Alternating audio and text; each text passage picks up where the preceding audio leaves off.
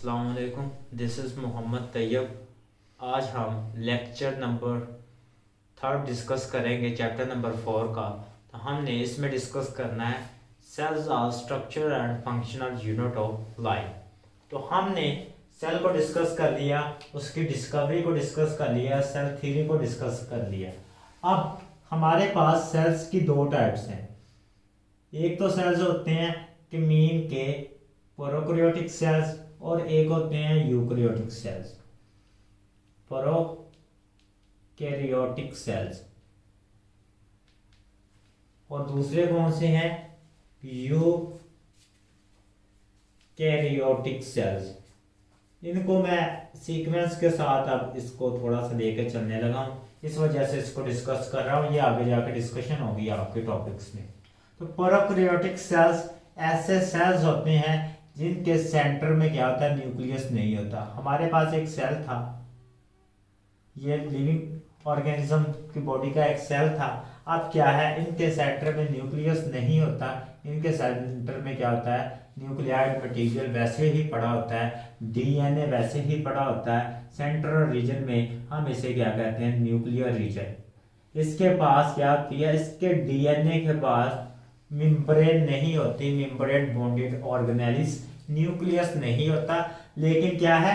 DNA होता है। और हम उस डीएनए को क्या कहते हैं? उस डीएनए की पोजीशन को कहते हैं न्यूक्लियर रीजन। और ये डीएनए किस फॉर्म में होता है? सर्कुलर फॉर्म में होता है। तो ये भी बहुत इंपॉर्टेंट क्वेश्चंस है, शॉर्ट क्वेश्चन है एमसीक्यूज के तौर पे, कि जो प्रोकैरियोटिक सेल्स है उनमें डीएनए किस फॉर्म का होता है? तो उनमें सर्कुलर फॉर्म का होता है डीएनए। ठीक। नेक्स्ट है हमारे पास यूकैरियोटिक सेल। तो यूकैरियोटिक सेल्स में भी क्या होती है? एक प्लाज्मा मेम्ब्रेन होती है, और प्लाज्मा मेम्ब्रेन क्या करती है? साइटोप्लाज्म को बाउंड करती है। लेकिन इसमें एक स्पेशल काइंड की ऑर्गेनेलिज होती है जिसे हम क्या कहते हैं? न्यूक्लियस, जो मोस्टली क्या होती है? सेंट्रल रीजन में होती है। ठीक। वो डिफरेंट टाइप्स के हम सेल्स पढ़ेंगे, उसमें देखेंगे किस तरह ये डिस्प्लेस भी हो सकती है, लेकिन मोस्टली क्या होती है? सेंटर में होती है। और ये क्या करती है? ये मेम्ब्रेन बॉन्डेड ऑर्गेनेल्स हम कहते हैं न्यूक्लियस। अब इसमें क्या पड़ा होता है? इसमें डीएनए पड़ा होता है। इसमें क्या होता है? हमारे पास थ्रेड लाइक मटेरियल में क्या पड़ा होता है? डीएनए पड़ा होता है। तो इसमें जो डीएनए होता है वो क्या होता है? लीनियर स्ट्रैंड की फॉर्म में होता है। ठीक है, लीनियर स्ट्रैंड की फॉर्म में होता है। उसमें क्या होता है? सर्कुलर डीएनए होता है। और इसमें क्या होता है? हमारे पास लीनियर स्ट्रैंड की फॉर्म में डीएनए होता है। तो ये प्रोकैरियोटिक और यूकैरियोटिक सेल्स का डिफरेंस है। Prokaryotics mean before the nucleus and eukaryotics mean having a true nucleus. तो ये वाले जो सेल्स हैं हमने डिस्कस कर लिए। अब जो यूकैरियोटिक सेल्स हैं हमारे पास फर्दर दो टाइप्स के ऑर्गेनिज्म बनाते हैं। ठीक है, ये हमेशा क्या होते हैं? यूनिसेलुलर। यूनिसेलुलर हमारे पास होते हैं प्रोकैरियोटिक्स। ये कभी भी मल्टीसेलुलर की फॉर्म में नहीं आते। लेकिन ये वाले जो यूकैरियोटिक सेल्स हैं ये हमारे पास दो किस्म के ऑर्गेनिज्म बनाते हैं। कितनी किस्म के? दो किस्म के। ठीक। हमने कहा था ना, ऑर्गेनिज्म की बॉडी एक सेल पे भी कंसिस्ट कर सकती है और मोर देन वन सेल। तो जो जिनकी बॉडी एक सेल से मिलकर बनी होगी हम उनको कहते हैं यूनिसेलुलर्स। ठीक है। और जिनकी एक से ज्यादा सेल पे कंसिस्ट होती है उनको हम कहते हैं मल्टीसेलुलर।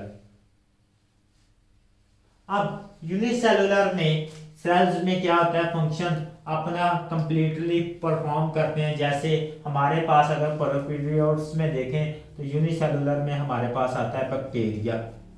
ठीक है, बैक्टीरिया हमारे पास आता है। हमारे पास क्या आता है? सियानोबैक्टीरिया आता है। ये क्या करते हैं? ये सिंगल सेल्स के तौर पे एग्जिस्ट करते हैं और क्या करते हैं? अपना फंक्शन परफॉर्म करते रहते हैं।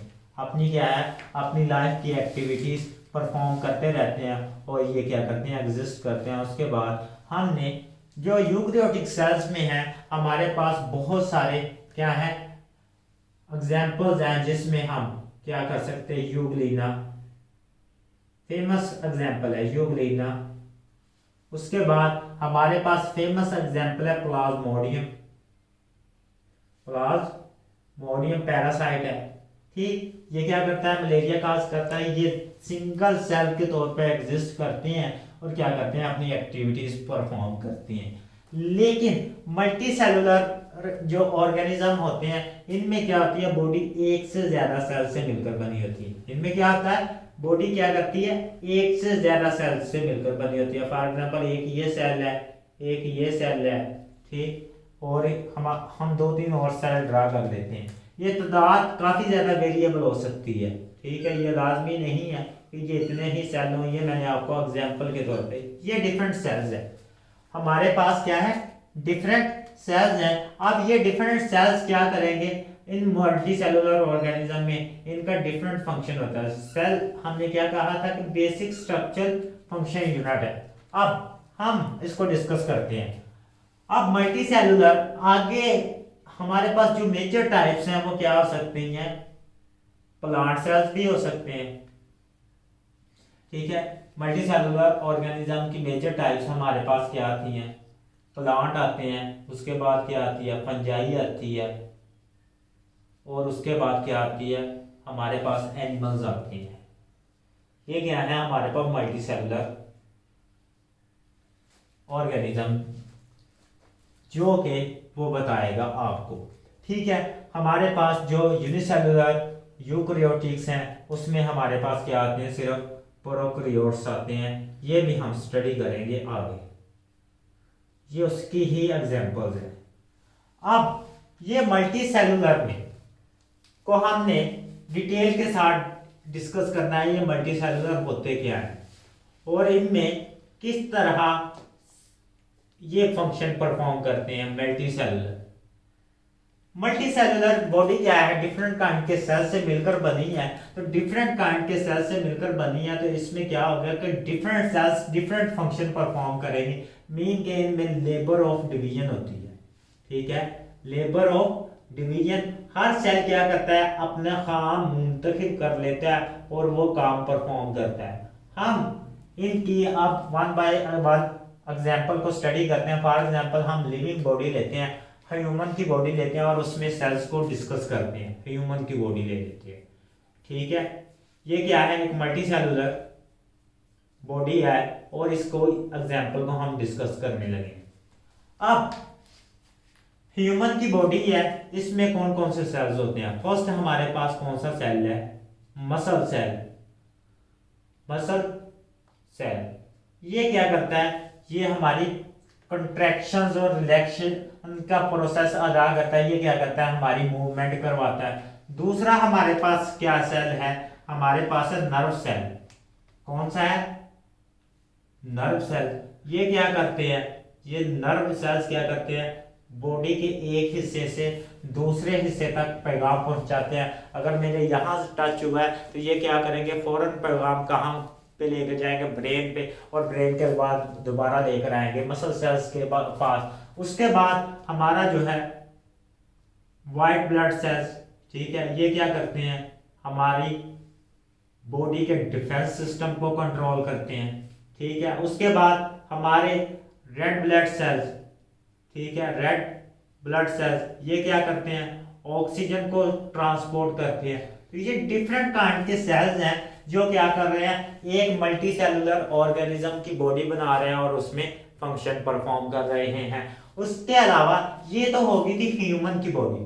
अब हम डिस्कस कर लेते हैं प्लांट की बॉडी में भी क्या ऐसा होता है, क्या प्लांट की बॉडी भी मल्टी सेलुलर है, तो उसमें भी क्या ऐसा होता है, तो उसमें भी जी ऐसा ही होता है। तो ये देखें हमारे पास क्या है, फ्लोएम सेल। क्या है, फ्लोएम सेल्स। ये क्या करते हैं, ये खुराक की कंडक्शन करते हैं। मीन के प्लांट के एक पोर्शन से दूसरे पोर्शन तक जो फूड की कंडक्शन होती है वो फ्लोएम सेल करते हैं। उसके बाद हमारे पास दूसरे सेल्स हैं, क्या है, जाइलम सेल्स। इनको हम क्या करते हैं, कलेक्टिवली क्या कहते हैं, वास्कुलर बंडल्स भी कहते हैं। क्या कहते हैं, वास्कुलर बंडल्स भी कहते हैं। और ये क्या करते हैं, ये जाइलम सेल पानी की ट्रांसपोर्ट करते हैं, फ्लोएम सेल्स क्या करते हैं, खुराक की ट्रांसपोर्ट करते हैं। उसके बाद इसमें और काइंड के भी सेल्स होते हैं जो मुख्तलिफ फंक्शन परफॉर्म करते हैं, हम उनको भी डिस्कस कर लेते हैं। इसमें दिया हुआ है इसने स्क्लेरल कायमा, स्क्लेरल कायमा सेल्स। ये क्या करते हैं, ये प्रोवाइड करते हैं सपोर्ट, प्लांट को जो सपोर्ट प्रोवाइड करनी होती है मीन के ये सेल्स प्रोवाइड करेंगे उनको मैकेनिकल सपोर्ट। अब नेक्स्ट है हमारे पास तीसरा सेल, चौथे सेल की टाइप है हमारे पास कोलन कायमा। कौन सा सेल है, कोलन काइमेटिक सेल्स या कायमा सेल्स। ये क्या करते हैं प्लांट में, ये क्या करते हैं, ये फोटोसिंथेसिस का अमल करते हैं, फोटोसिंथेसिस। अब नेक्स्ट हमारे पास है एक और सेल्स है पैरेन्काइमा। कौन से सेल्स है, पैरेन्काइमा सेल्स। ये कौन सा फंक्शन परफॉर्म करते हैं, ये स्टोरेज का, फूड को स्टोर करने का जो फंक्शन है प्लांट की बॉडी में, ये स्टोर्स फूड। तो ये क्या करते हैं, स्टोरेज ऑफ फूड, जितनी भी खुराक प्लांट की बॉडी में स्टोर होनी है तो ये वाले सेल्स क्या करते हैं, one by one different function perform करते हैं। तो हमने ये डिस्कस कर लिया। नेक्स्ट हमने डिस्कस करना है कि सेल के जो कंपोनेंट है उनको स्टडी करने के लिए हमारे पास एक मैकेनिज्म है जो कि एडवांस मैकेनिज्म है। हमने स्टडी कर ली माइक्रोस्कोप, हमने स्टडी कर ली इलेक्ट्रॉन माइक्रोस्कोप, लेकिन उससे भी एडवांस मेथड आया है सेल को स्टडी करने के लिए, हम उसे कहते हैं सेल फ्रैक्सीनेशन।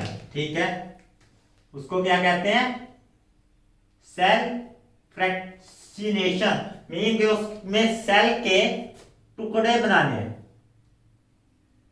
फ्रैक्सीनेशन। ठीक है, अब ये भी बहुत ही इंपॉर्टेंट प्रोसीजर के ऊपर वर्क करता है और इस वर्क को हम यहाँ पे स्टडी करते हैं ये किस तरह करते हैं। फॉर एग्जाम्पल हमारे पास क्या थे, सेल्स थे, हमारे पास क्या थे, सेल्स थे, सेल का बंडल था। अब इसमें क्या फंक्शन होता है, हम क्या करते हैं, ये सेल का बंडल था, हमने क्या करना है, इसको डिस्टरप्ट करना है। मीन के हम किसी चीज के साथ क्या करेंगे, इनको हेमराइज करेंगे, मीन के पीसेंगे, और पीसने के बाद हम क्या करेंगे, इनका एक होमोजीनियस सॉल्यूशन तैयार करेंगे। होमोजीनियस सॉल्यूशन हमने क्या कहा था, जिसकी जो हमारे पास होमोजीनियस सॉल्यूशन ये होता है जिसकी composition through out the same हो। तो हमने इसमें क्या करना है, इनको डिस्ट्रक्ट करने के बाद होमोजिनाइज करना है, यानी कि होमोजीनियस सॉल्यूशन इनका तैयार करना है। अब होमोजीनियस सॉल्यूशन तैयार करने के बाद यानी कि होमोजिनाइज करने के बाद हमने इन सेल्स को डिस्ट्रक्ट किया। अब क्या करेंगे, हम एक टेस्ट ट्यूब लेंगे, क्या करेंगे, एक टेस्ट ट्यूब लेंगे, और टेस्ट ट्यूब में क्या करेंगे, हमारे पास ये सॉल्यूशन को ऐड कर देंगे। ये टेस्ट ट्यूब थी हमारे पास, हमने इसमें क्या किया, ये सॉल्यूशन को ऐड कर दिया, ये सॉल्यूशन इसमें ऐड हो गया। अब ये सॉल्यूशन को क्या करेंगे, हमारे पास एक मशीन होती है जिसे हम क्या कहते हैं, सेंट्रीफ्यूगेशन मशीन। क्या कौन सी मशीन होती है, सेंट्रीफ्यूगेशन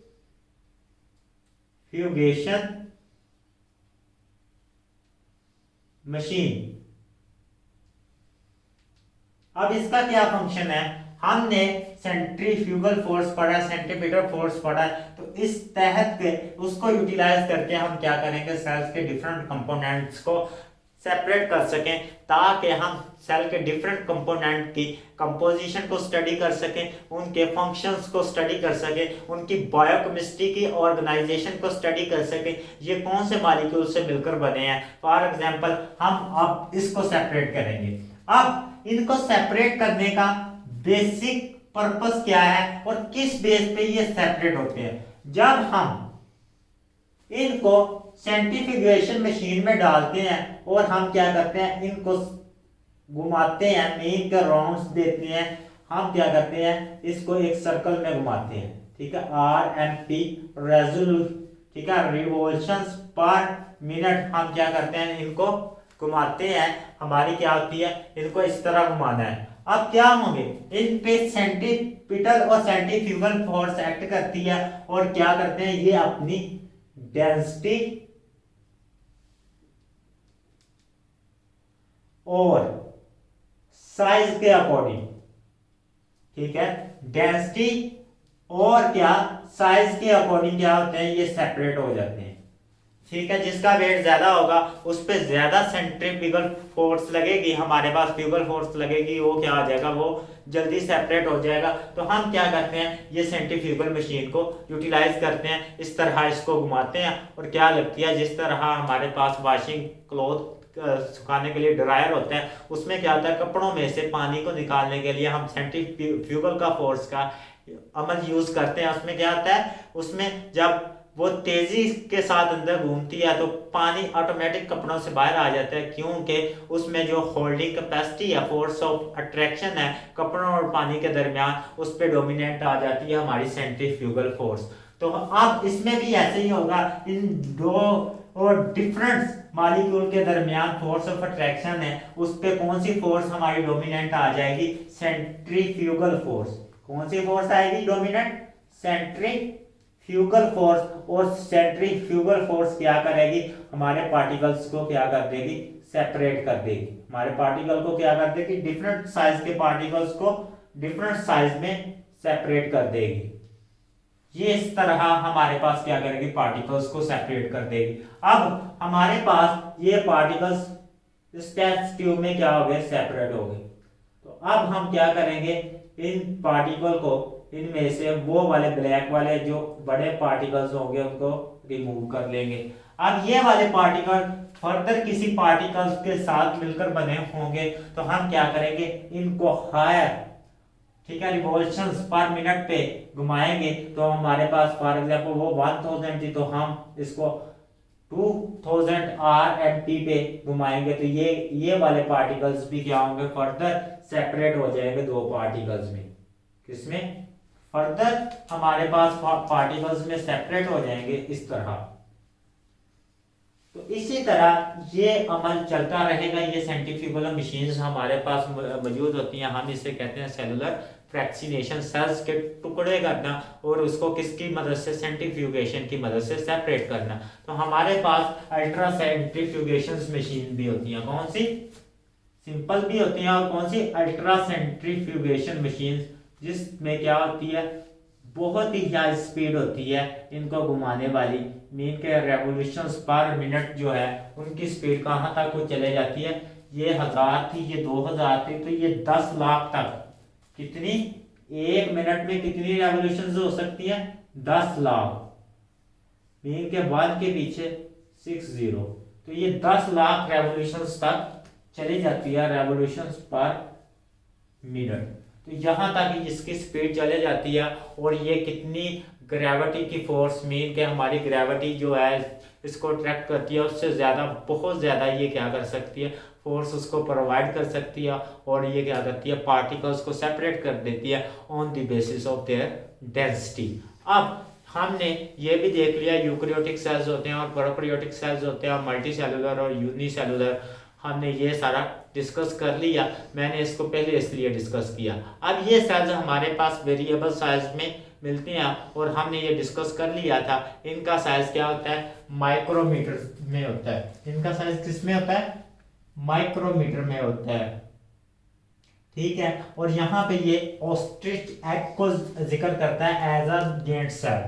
तो याद रखिएगा, जो एग है ऑस्ट्रिच का वो सेल नहीं होता, ठीक है। ऑस्ट्रिच का जो एग है वो सेल नहीं होता, वो सेल्स, ग्रुप ऑफ सेल्स होते हैं उसमें, ठीक है।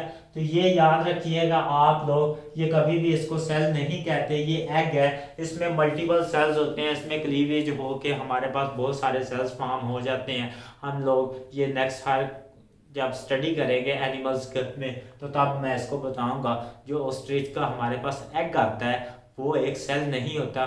हाँ, अगर उसकी ओवरी में ये मौजूद है, ठीक है, सेकेंडरी ओसाइट की फॉर्म में मौजूद है, तो वो एक एग क्या है, सिंगल साइज का है, और ये सेल्स का साइज इनका वेरिएबल करता रहता है। ओके, अल्लाह हाफिज़।